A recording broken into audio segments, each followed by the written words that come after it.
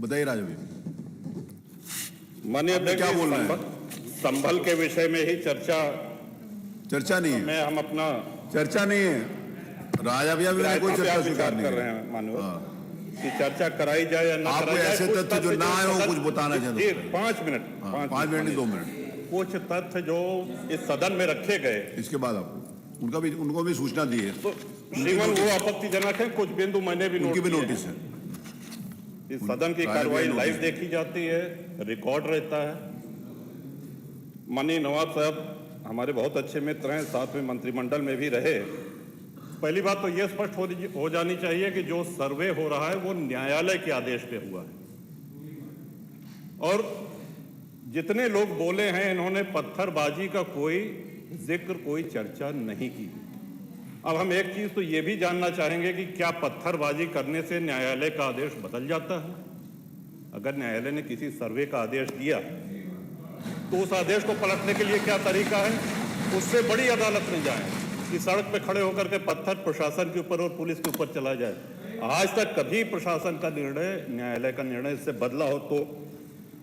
दूसरा श्रीमान, पुलिस और प्रशासन के लोग जो घायल हुए हैं उनके प्रति किसी ने कोई पीड़ा, कोई चिंता व्यक्त नहीं करी। बहुत गंभीर मामला है ये। ठीक उसी तरह है जैसे बहराइच में 22 साल का एक नौजवान राम गोपाल मिश्र, 4 महीने पहले शादी हुई थी, उसकी हत्या कर दी गई। इतनी निर्मम हत्या करी गई, इतनी गोलियां शरीर में मारी गई, हाथ के नाखून भी निकाल लिए गए। अपराध क्या था कि उसने अपने धर्म का एक झंडा लगा दिया। श्रीमान, इसी चर्चा में एक बड़ा रोचक तथ्य सामने आया। माननीय नवाब साहब ने कहा कि कुंदरकी में लूट हुई है, लूट करके, वोट लूट करके ये विधायक बन गए हैं। वरना कुंदरकी में 65% मुसलमान हैं, 35% हिंदू हैं, तो रामवीर सिंह कैसे जीत जाता? ये कार्रवाई में है हमारा। तो मनोहर, एक सवाल हम ये भी करना चाहते हैं कि जिन विधानसभाओं में मुस्लिम मतदाता की संख्या हिंदू से कम है, क्या वो लूट करके विधायक बन के आते हैं? या क्या हिंदू बाहुल्य जो विधानसभाएं हैं वो मुसलमान को वोट नहीं देती? इस हिसाब से तो यही लगता है कि सबसे बड़ा आश्चर्य धरती का यही हो गया कि जब 65% मुस्लिम है तो हिंदू कैसे जीत गया? आज पहला दिन है इन लोगों का सदन में। हमने अनुरोध किया था जो नए सदस्य जीत के आए हैं कम से कम परिचय करा दें, हम लोग भी पहचान लें। हमारा कोई परिचय नहीं है रामवीर जी से, लेकिन वो निर्वाचित सदस्य हो चुके हैं, सदन के सम्मानित सदस्य हैं। उनका इस तरह से अपमान करना, उनको लुटेरा कहना, ये तो आपत्तिजनक है। और सर्वे हम बोल रहे तो आप बोल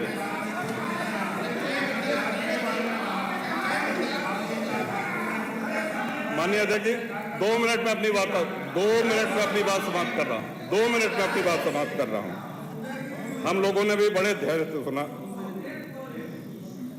तो इस सदन का एक क्राइटेरिया, एक मापदंड क्या ये तय मान लिया जाए कि जहां हिंदू अधिक है वहां हिंदू विधायक को ही जीतना चाहिए, मुस्लिम विधायक सिर्फ वहीं से जीतना चाहिए जहां मुस्लिम की आबादी 50% से अधिक है?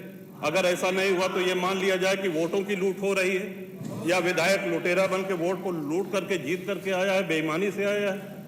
तो श्रीमान, ये तो इन शब्दों को कार्रवाई से हटाया जाना चाहिए। ये सदन के विधायक का अपमान है। और एक बात और कही गई कि सर्वे शांतिपूर्ण चल रहा था। एक हिंदू होने के नाते, एक सनातनी होने के नाते माननीय अध्यक्ष जी, हम तो ये कहते हैं कि न्यायालय किसी भी मंदिर पर सर्वे का अगर कोई आदेश करती है तो मैं नहीं समझता कि किसी भी सनातनी, किसी भी हिंदू को कोई आपत्ति होगी। हमने किसी के धर्मस्थल तोड़ के अपने धर्मस्थल नहीं बनाए। करे जहां करना हो सर्वे करें। हम कभी गुम्मा अद्धा नहीं चलाएंगे, हम पत्थरबाजी, हम न्यायालय के निर्णय का सम्मान करेंगे।